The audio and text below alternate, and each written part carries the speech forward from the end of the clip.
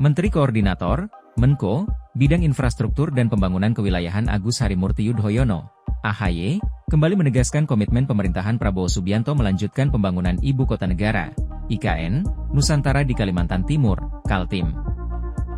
Hal itu disampaikan AHY kepada para kepala daerah dalam rapat koordinasi nasional pemerintah pusat dan daerah di Sentul International Convention Center, SING, Bogor, Jawa Barat, Kamis, 7 November 2024. Secara operasional sesuai arahan Bapak Presiden, Prabowo, beberapa proyek infrastruktur bersama yang akan kita bangun dan juga akan kita lanjutkan, sebagai berikut, kata AHY.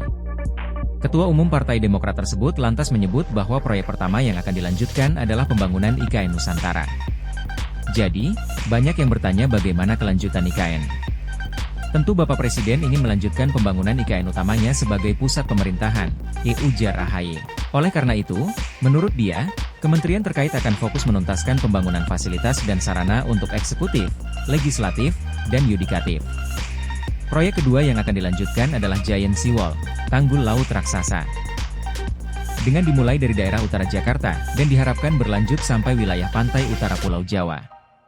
Kita ingin mengatasi ancaman banjir dan penurunan permukaan tanah yang terjadi di pantai utara Jakarta.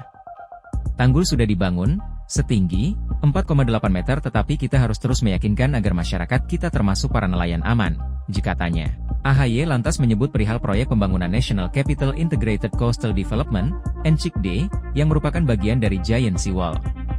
NCICD ini juga akan terus kita berdayakan dan mudah-mudahan apa yang divisikan Bapak Presiden dibangunnya Giant Seawall diawali dari Jakarta, dan juga nanti ke arah pantai utara Pulau Jawa bisa kita jalankan dengan baik, ujarnya.